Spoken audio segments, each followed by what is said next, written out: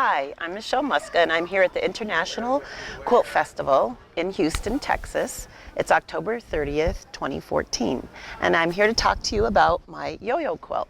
It happens to be the traditional version in my new book, Quilting the New Classics, which we could talk a little bit about later. But any of you that know me know that I'm a fanatic about yo-yos. I love traditional yo-yos. I make them out of silk and velvet. I stuff them and tuft them and bead them, and when I leave them around the house, my husband thinks they're like sweet treats and he tries to eat them. My kitties always play with them and hide them on me, but something about yo-yos and what they really meant to the women in the 30s and 40s, I'm very much attracted to. I'm a person that always feels I need to be busy or I'm somehow falling down on the job, so even if I'm like traveling or watching TV, I like to do handwork. And I think that happened to the women in the 30s and 40s. What was happening, they were getting out of the house. The war was going on, they were out of the home, they were either working, they were taking their kids to appointments, and they still felt it was, there was a need to do some handiwork and needlework. So yo-yos kind of fit the bill.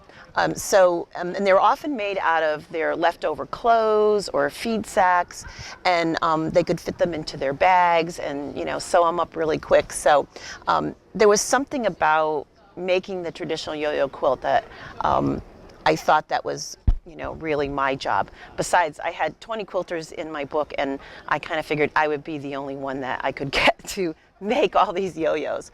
So even though it looks very contemporary and modern, it's really made quite traditionally with a few twists. So I made 360 yo-yos. My son Logan cut them all out for me. They're 5-inch squares, but I made them very traditionally by turning them in a quarter inch, and then pulling them and tightly, and then appliquing them all together. I have to say that I made them out of 27 Kona solids from Kaufman, and it was probably one of the first times I was really organized in making a quilt. So I cut the circles, I numbered them, I put them in a little baggie, and I had to make them, because when I laid them out, the colors got very close together. So I appliqued them together very traditionally, and then I put them on a quilted background, which isn't quite traditional, but they would often put them on solid backgrounds to show off their handiwork. So there it is.